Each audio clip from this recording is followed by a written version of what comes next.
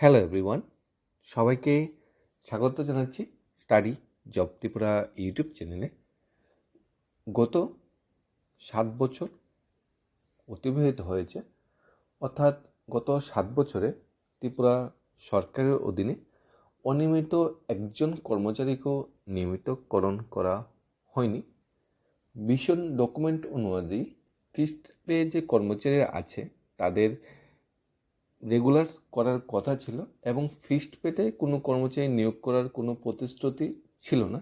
কিন্তু ফিক্সড পেকেও কর্মচারীদের এখনও রেগুলারেশন করা হয়নি, এমন নতুন করে ফিক্সড পেতে কর্মচারী নিয়োগ করা হচ্ছে, যার জন্য চাকরির প্রথম 5 বছর তাদের ক্ষতি হয়ে যাচ্ছে। সেন্ট্রাল গভর্নমেন্টের অধীনে 50% দিয়ে যেটা বর্তমানে চলছে, যেটা দীপাবলি গিফট হিসাবে আরও 5%-এর মতো পাওয়ার সম্ভাবনা রয়েছে। কিন্তু স্টেট গভর্নমেন্ট এখনও 25% দিয়ে রয়েছে, অর্থাৎ বঞ্চনা 25% এখনও পাওনার বাকি। এই 25% দিয়ে যে বকেয়া রয়েছে, এটা শুধু ত্রিপুরা সরকারি কর্মচারী যারা রেগুলার স্কেলে আছে তাদের জন্য। অনিয়মিত কর্মচারীরা কিন্তু 25% দিয়েও কিন্তু পায়নি। অনিয়মিত কর্মচারীর ভিতরে ত্রিপুরায় যাদের ধরা হয়, বিশেষ করে ডিআরডব্লিউ পিটিডব্লিউ কর্মচারীরা, তাছাড়া বনমিত্র আছে, অঙ্গনের কর্মী আছে, আশাকর্মী আছে, তাছাড়া ফিক্সড পে কর্মচারীরাও আছে এখানে, যারা রেগুলেশনের জন্য 5 বছর পর্যন্ত ওয়েট করতে হচ্ছে। স্বাস্থ্য দপ্তরে জিডিএ কর্মচারীরা আছে, তাছাড়া সর্বশিক্ষা শিক্ষকরাও এখনও নিয়মিতকরণ করা হয়নি, হাইকোর্টের রায় পাওয়ার পরও নিয়মিতন করা হয়নি। তাছাড়া এসপিও আছে, তাছাড়া তোমাদের হোমগার্ড কর্মচারীরা আছে। নতুন করে স্পেশাল ইনস্টিটিউটে চাকরি পেলেও সেই অনিয়মিত কর্মচারীর খাতাতেই নাম তুলবে, অনিয়মিত নয়, চুক্তিবদ্ধ কর্মচারীর খাতাতেই নাম তুলবে। তাছাড়া সেন্ট্রাল গভর্নমেন্টের স্কিমের আন্ডারে রেগার কর্মচারীরা আছে, মিড ডে মিল ওয়ার্কাররা আছে, তারাও কিন্তু নিয়মিকরণের ছোঁয়া কিন্তু পায়নি। কিন্তু প্রতিশ্রুতি ছিল ভিশন ডকুমেন্ট, সেই ভিশন ডকুমেন্টের প্রতিশ্রুতি কিন্তু অশ্বডিম্ব, যেটা বলা হচ্ছে। 7 বছরে নিয়মিত করা হয়নি একজন অনিয়মিত কর্মচারীও কেউ। তীব্র বিক্ষোভ, কর্মচারী আন্দোলনে বেসামাল সরকার, বিভিন্ন অংশের কর্মচারীরা জোট হয়ে আন্দোলনের পথ অবলম্বন করেছে। কিছু কিছু কর্মচারী আবার সিঙ্গেল বা জোট হয়ে হাইকোর্টের রাস্তায় এসেছে। কিছু কিছু কর্মচারী সেন্ট্রাল গভর্নমেন্টের আন্ডারে বিভিন্ন স্কিমে যারা জব করছে তারা কমপ্লেন পর্যন্ত রাজ্য করছে। যেমন আমরা দেখেছি কিছুদিন আগে, আমরা ত্রিপুরার যে এজির কর্মচারী আছে, তারাও ন্যূনতম মানে মজুরি বা বেতন 18,000 টাকা দাবিতে মানে কমপ্লেনও দায়ী করেছে কেকের আন্ডারে। এখানে যে খবরটা উঠে এসেছে, যে প্রতিবেদনটা উঠে এসেছে, সেটা আমরা এক নজরে পরিলক্ষিত করার চেষ্টা করি, আমরা যাচাই করার চেষ্টা করি আদৌ কি ত্রিপুরার অনিয়মিত কর্মচারীরা কি বঞ্চিত হচ্ছে, আদৌ কি ত্রিপুরার ফিক্সড পে কর্মচারীরা কি বঞ্চিত হচ্ছে, আর ফিক্সড পেতে কর্মচারীরা কতটুকু বঞ্চিত হচ্ছে জীবনে, সেটাও আমরা যাচাই করার চেষ্টা করব। আমরা চোখের সামনে এমন অনেক কর্মচারীকে দেখতে পেয়েছি যারা চাকরির প্রথম দিন থেকে অনিয়মিতকরণ অবস্থায় জয়েন করেছে এবং একটা দপ্তরকে 10, 15, 20, 30 বছর সার্ভিস দিয়ে চলেছে, কিন্তু নিয়মিতকরণ পায়নি, সংসারের মুখে সেই হাসিটা ফোটাতে পারেনি, কারণ স্যালারিটা একদম নগণ্য, 5 থেকে 10, 12 হাজার টাকা স্যালারিতে চলতে হয়। সেই অবস্থায় যখন রিটায়ারমেন্টে চলে যাওয়ার পর, যেহেতু অনিয়মিত কর্মচারী খাতের নাম ছিল, যার জন্য এখানে স্যালারি সেই পরিমাণ বৃদ্ধি পায়নি, তাই সেভিংস তো থাকার প্রশ্নই ওঠে না। গ্র্যাজুইটি, যেটা সরকারি কর্মচারীদের ন্যায্য অধিকার, সেটা থেকে বঞ্চিত হয়েছে। তারপর লিভ স্যালারি, যদি কোনো ছুটি ছাটা জমানো থাকে, বছরে 30 দিনের যে ছুটি থাকে, ম্যাক্সিমাম 300 দিনের যে ছুটি জমানো যায়, সেই লিভ স্যালারি থেকে তারা বঞ্চিত। পেনশন তো নেই, অনিয়মিত কর্মচারীদের পেনশন নেই, কোনো ভাতা নেই, তাই তারা চাকরির শেষ জীবনগুলা খুবই কষ্টে কাটাচ্ছে। আর চাকরি শেষ হলে তো তাদের দিকে তাকানোর মতো কেউ নেই, একদম অসহায় অবস্থা, হয়তো ভিক্ষা করে খাওয়ার পরিকাঠামো অবস্থা হয়ে দাঁড়াবে। যে পরিস্থিতি, জিনিসটা কথাটা বলতে খারাপ লাগছে, কিন্তু কি করবে? 60 বছর বয়স পরে কি সেই শৈলে কি সেই তেজ থাকবে? শৈলে কি সেই মানে শক্তিটা থাকবে যে নতুন করে কিছু স্টার্ট আপ করা, নতুন করে কিছু বিজনেস শুরু করা, নতুন করে কাজ করা? কি করা যাবে তখন? কি সম্ভব? আর এত পরিমাণ কি টাকা থাকবে এত বছর অনুমিত কর্মচারী হিসেবে চাকরি করলে যে নতুন করে একটা বিজনেস দাঁড় করিয়ে নেব? সেটা কি সম্ভব? আর ত্রিপুরা রাজ্যের যে সরকারি কর্মচারী যে ডিএর জন্য বর্তমান যে ডিএর ব্যবধান আছে, তো সেই ডিএর ব্যবধানের জন্য প্রত্যেক কর্মচারীরা ন্যূনতম একজন গ্রুপ ডি কর্মচারী, আমি সপ্তম বেতন কমিশন বাদ দিয়ে দিলাম, ডিএর যে ব্যবধানটা, সেই ডিএর ব্যবধানের জন্য ন্যূনতম একজন গ্রুপ ডি কর্মচারীও প্রতি মাসে 4 থেকে এবং ম্যাক্সিমাম 4-5 থেকে ম্যাক্সিমাম 25-30-40 হাজার টাকা পর্যন্ত প্রতি মাসে বঞ্চিত হচ্ছে মাত্র ডিএর জন্য, শুধু ডিএর জন্য। আর অনিয়মিত কর্মচারী তো সেই যে 5% দিয়ে দেওয়া হয়েছে, বিশেষ করে চুক্তিবদ্ধ কর্মচারীরা, সেই 5%-এর তো 1%-এর ছোঁয়াও পায়নি। সেই 5% দিয়ে দেওয়ার পর কি এসপিও জওয়ানদের বেতন বৃদ্ধি পেয়েছে, হোমগার্ড কর্মচারীদের বেতন বৃদ্ধি পেয়েছে, স্বাস্থ্য দপ্তর জিডিএ কর্মচারীর বেতন কিছুটা বেড়েছে। তাছাড়া আমাদের যে অন্যান্য বনমিত্র, মিড ডে মিল ওয়ার্কাররা আছে, সরকারি শিক্ষক কর্মচারী আছে, তাদের বেতন কি বৃদ্ধি পেয়েছে 5% দিয়ে? বাড়েনি। কিন্তু বিগত গভর্নমেন্ট যখন দিয়ে দিত, সমস্ত অংশের চুক্তিবদ্ধ কর্মচারীরাও কিন্তু কিছুটা হলো বেতন বাড়ত। এবং তখন একটা পরিকাঠামো ছিল, একটা স্ট্রাকচার ছিল যে বছরে 2বার দিয়ে দেওয়া হবে। সেই বছরে 2বার কিন্তু দিয়ে এখন মানে অলিক কল্পনা। বছরে 2বার দিয়ে মানে কি, বছরে 1বার দিয়ে পেতো, এখন হিমশিম খেতে হচ্ছে। আগে যেটা ছিল কর্মচারী বঞ্চনা, সেন্ট্রাল মানে কেন্দ্রীয় বঞ্চনায় ক্যাসেট যখন খুব মানে বিখ্যাত ছিল, তখন যে কেন্দ্রীয় বঞ্চনা, তখন কিন্তু কর্মচারীদের ডিএটা কিন্তু বন্ধ করে দেওয়া হয়নি। ডিএ কিন্তু বছর 2% ছিল, কিন্তু 2বার ছিল। কিন্তু বর্তমান সময়ে সেন্ট্রাল আর স্টেটে সেম গভর্নমেন্ট হওয়ার পরেও কিন্তু কর্মচারীরা বছরে 1% দিয়ে পেতেও কিন্তু হিমশিম খাচ্ছে। আর্থিক অবস্থা খারাপ, না দেওয়ার প্রবণতা, অনেক অনেক কিছু। বিগত সরকারের সময় কিন্তু অনিয়মিত কর্মচারীদের 10 বছর অনিয়মিত অবস্থায় চাকরি করার পরে রেগুলেশনস করা একটা স্কিম ছিল। স্কিমটা থাকার দরুন অনেক অংশের কর্মচারীরা মানে অনিয়মিত কর্মচারীরা নিয়মিত হয়েছে, এবং যাদের নিয়মিত করেনি তারা হাইকোর্টে গিয়ে কেস করেছে। হাইকোর্টে গিয়ে কেস করার পর হাইকোর্ট বলেছে যে তোমাদের তো একটা নিয়ম আছে 10 বছর পর রেগুলেশন করা, তাই তাদের রেগুলেশন করে দাও। কিন্তু বর্তমান সময়ে সরকার প্রতিষ্ঠিত হওয়ার পর 2018 সালে কি করা হয়েছে, ওই হাইকোর্টের যে রায়টা, একটা 10 বছরের যে স্কিমটা যে রেগুলেশন করা হবে, সেটা স্কিমটা তুলে দেওয়া হয়েছে, সেটা এবলিস্ট করা হয়ে দেওয়া হয়েছে। তাই এখন তো আর রেগুলেশন করার কোনো প্রশ্নই নেই, কারণ গত 7 বছর আমরা দেখেছি একজন অনিয়মিত কর্মচারী রেগুলেশন হয়নি। এরপর যদি আমরা হাইকোর্টে বা উপরে গিয়ে কেস করতে যাই, তখন হাইকোর্ট থেকে সরাসরি বলে দেওয়া হয় যে ত্রিপুরা গভর্নমেন্টে এমন কোনো নিয়ম নেই যে 10 বছর চাকরি করার পর রেগুলেশন করা হবে।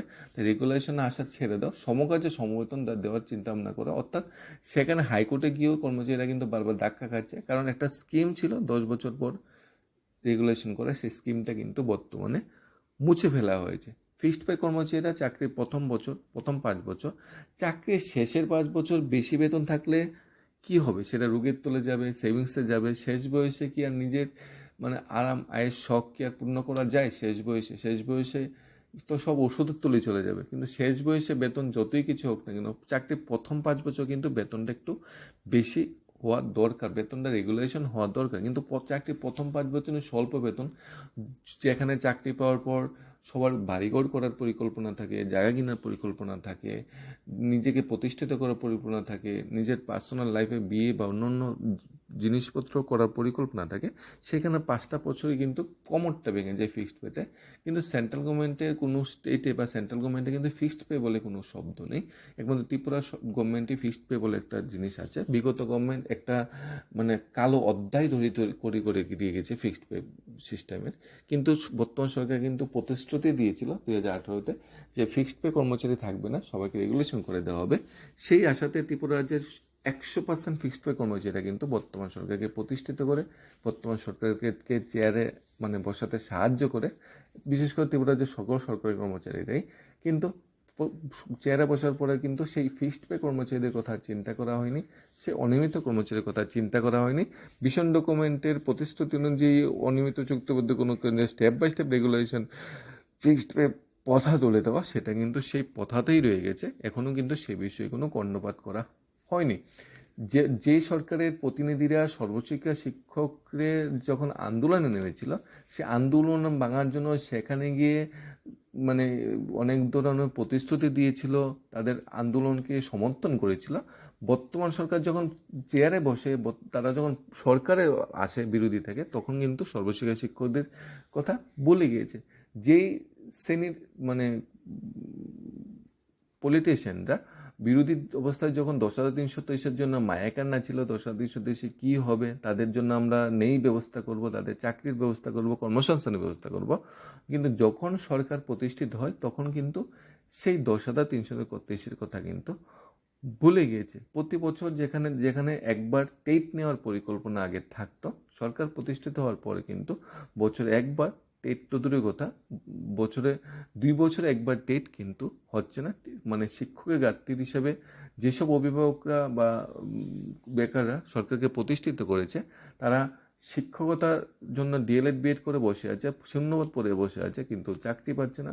অভিভাবকরা সরকারি স্কুলে ছেলে মেয়েদের পাঠাতে হিমশিম খাচ্ছে, কারণ সেখানে পরিকাঠামো ও শিক্ষকের অভাব রয়েছে। এখানে দেখার বিষয় বলা হয়েছে যে প্রতিবেদনটা বলা হচ্ছে, বিজেপি সরকার 7 বছর অতিক্রান্ত হলো, মিশন ডকুমেন্টের প্রতিশ্রুতি ও ঘোষণা অনুযায়ী আজ পর্যন্ত একজন অনিয়মিত শিক্ষক কর্মচারীকে নিয়মিত করা নেই। উল্টে বামপন সরকারের সময় 10 বছরের অনিয়মিত কর্মচারী হিসেবে চাকরি পাওয়ার পর স্বাভাবিকভাবে নিয়মিত হওয়ার যে প্রথা তা বাতিল করে দিয়েছে।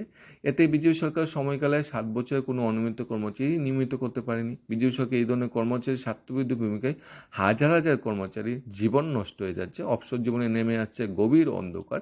নিয়মিতকরণ না হয়ে বিজেপি সরকার সময়কালে হাজার হাজার অনিয়মিত কর্মচারী শূন্য হাতে অবসরে ফিরছে। তারা কোনো অবসরকালীন পেনশন, গ্র্যাজুইটি, লিভ এনক্যাশমেন্ট সহ কোনো আর্থিক সুবিধা কিন্তু পাচ্ছে না। অথচ মিশন ডকুমেন্টের প্রতিশ্রুতি ছিল যে বিজেপি ক্ষমতা এলে সকল শ্রেণীর অনিয়মিত শিক্ষক কর্মচারীকে নিয়মিতন করবে বিজেপি সরকার। 2018 সালে নির্বাচনের আগে রাজ্যের একটি হোটেলে মিশন ডকুমেন্ট প্রকাশ অনুষ্ঠান উপলক্ষ করে আয়োজিত সাংবাদিক সম্মেলন করে তৎকালীন কেন্দ্রীয় অর্থমন্ত্রী অরুণ জেটলি সহ বিজেপি রাজ্য নেতৃত্ব বিজেপি ক্ষমতা এলে রাজ্যের সকল অনিয়মিত কর্মচারীদের নিয়মিতন করা হবে ঘোষণা দিয়েছিল। মিশন ডকুমেন্টেও স্পষ্টভাবে প্রতিশ্রুতি ও ঘোষণা ছিল, বিজেপি ক্ষমতা এলে সকল শ্রেণীর অনিয়মিত কর্মচারীদের নিয়মিতন করা হবে। শুধু তাই নয়, মিশন ডকুমেন্টের প্রতিশ্রুতি ছিল রাজ্যে কোনো ফিক্সড পে চাকরি থাকবে না, সব চাকরি হবে নিয়মিত। চাকরির প্রথম দিন থেকে সবাইকে রেগুলেশন করা হবে, নিয়মিতন ব্যতিক্রম দেওয়া হবে। কিন্তু বাস্তবে হয়েছে তার পুরো উল্টো। সরকারের 7 বছরে একজন অনিয়মিত কর্মচারীকে নিয়মিতন করেনি, একজন ফিক্সড পে কর্মচারীকেও কিন্তু মানে নিয়মিতন করা হয়নি। চাকরি 5 বছর হওয়ার আগে, 5 বছর হওয়ার পর নিয়মিত করা হবে, এটা তো আগেই রুল ছিল। উল্টো বিগত সরকারের 10 বছরের অনিয়মিত চাকরির পর স্বাভাবিকভাবে নিয়মিত হওয়ার যে প্রথাটা, সেটা বর্তমান সরকার মানে তুলে দিয়েছে, অর্থাৎ কর্মচারীদের ভবিষ্যৎ অন্ধকারে ঠেলে দিয়েছে, জীবন নষ্ট করে দিয়েছে বলে তীব্র ক্ষোভ ও অসন্তোষ বিরাজ করছে অনিয়মিত কর্মচারীদের মনে প্রাণে। অনিয়মিত কর্মচারীদের অভিযোগ, বিগত সরকারের সময় নিবন্ধন প্রথা বাতিল করার পাশাপাশি বামপন সরকারের সময় বছরে 2 বার ডিএর সমতুল্য বেতন বৃদ্ধি, ইনক্রিমেন্টের সমতুল্য বেতন বৃদ্ধির কথা কার্যকর এটা ছিল। তাদের সেখানেও তাদেরকে চূড়ান্ত বঞ্চিত করা হচ্ছে, বছর 2 বার ডিএ দেওয়া হচ্ছে না, এবং যতই % ডিএ দেওয়া হয় সবাই কিন্তু সেই ডিএটা পাচ্ছে না। এই কর্মচারী বিরোধী ভূমিকা রাজ্যব্যাপী সংশ্লিষ্ট অনিয়মিত কর্মচারীর মহলে তীব্র একটা অসন্তোষ বিরাজ করছে। দীর্ঘ 7 বছরে আশায় থেকে শেষ পর্যন্ত আশাভঙ্গ হয়ে পড়া বিজেপি সরকার থেকে মুখ ফিরিয়ে নিচ্ছে অনিয়মিত কর্মচারীরা। একদিন বিজেপি সরকার কর্মচারী স্বার্থবিরোধী ভূমিকায় কর্মচারীরা বিজেপি সরকারের মুখ ঘুরিয়ে নিয়ে ব্যাকফুটে চলছে বর্তমানে সরকার। পাশাপাশি বিকল্প ডকুমেন্টের প্রতিশ্রুতি যে নিয়মিতকরণ দিয়ে দেওয়া, সপ্তম বেতন কমিশন, ফিক্সড পে তুলে দেওয়া, যেগুলো পালন করা হয়নি, তার জন্য কিন্তু আস্তে আস্তে সরকারি কর্মচারীরা রাজপথে নামছে বিজেপি সরকারের বিরুদ্ধে। এই কর্মচারী আন্দোলন জেরে কিন্তু নাজেহাল এবং বেসামাল অবস্থায় হয়ে পড়েছে সরকার। কিন্তু তারপরেও কিন্তু সরকার হিলছে না, বা সরকারের চেয়ারটা কিন্তু তারপরেও কিন্তু ঠিক জায়গায় আছে। একমাত্র হাইকোর্টের কিছু রায়ের পর কিছু কর্মচারী রেগুলেশন বা সমকাজের সমবেতনার স্বপ্ন দেখছে, কিন্তু নিজের ইচ্ছে অনুযায়ী কিন্তু কারোকে রেগুলেশন করা হচ্ছে না। তাহলে মিশন ডকুমেন্টটা দেওয়ার মানেটা কী ছিল? সেটা কি নির্বাচনী ললিপপ ছিল, নির্বাচনী পারোয়ার বৈতরণী ছিল? কি একটা প্রতিশ্রুতি ছিল, সেটা বাস্তবায়ন করা কোনো পরিকল্পনা এখন পর্যন্ত নেই। দ্বিতীয়বার গভর্নমেন্ট প্রতিষ্ঠিত হয়েছে, তারপরেও কিন্তু সেই ভীষণ ডকুমেন্টের প্রতিশ্রুতিগুলো কিন্তু পালনের কোনো পরিকল্পনা আমরা চোখে দেখতে পাচ্ছি না। সময় যাচ্ছে, আস্তে আস্তে কর্মচারীর বয়স হচ্ছে, আস্তে আস্তে তারাও রিটায়ারমেন্টে দূর করে চলে এসেছে। একটা অফিসের অন্যান্য কর্মচারীরা যেই কাজ করে তাদেরও সেই পোস্ট অনুযায়ী সেই কাজ করতে হয়, কিন্তু তারা রেগুলেশন পাচ্ছে, ডিএ পাচ্ছে, ফেস্টিভ্যাল অ্যাডভান্স পাচ্ছে, ফেস্টিভ্যাল বোনাস পাচ্ছে, অনেক কিছু পাচ্ছে, সুযোগ সুবিধা, ঘর ভাড়া পাচ্ছে, মেডিকেল ভাতা পাচ্ছে, সিএ পাচ্ছে, কিন্তু অনিয়মিত কর্মচারীদের ভাগ্যে কিন্তু সেই শূন্য হাতেই কিন্তু তাদের এবারে পুজোটা কাটাতে হবে, সেই শূন্য হাতেই কিন্তু তাদের চাকরি থেকে বেরিয়ে আসতে হবে, চাকরি শেষ হলে রিটায়ারমেন্টে চলে আসতে হবে, আর রিটায়ারমেন্টের পরে হাতে কিন্তু থাকবে না এক টাকাও। তখন তাদের জীবন কোথায় গিয়ে দাঁড়াবে, আর যারা অবসর অলরেডি চলে গেছে তাদের জীবন কোথায় গিয়ে আছে সেটাও কিন্তু ভাবনার বিষয়। আমরা নিজে থেকে বলছি না যে অনিয়মিত কর্মচারীদের রেগুলেশন করে দাও, এটা তোমাদেরই কথা, তোমাদেরই প্রতিশ্রুতি, তোমাদের মুখের কথা।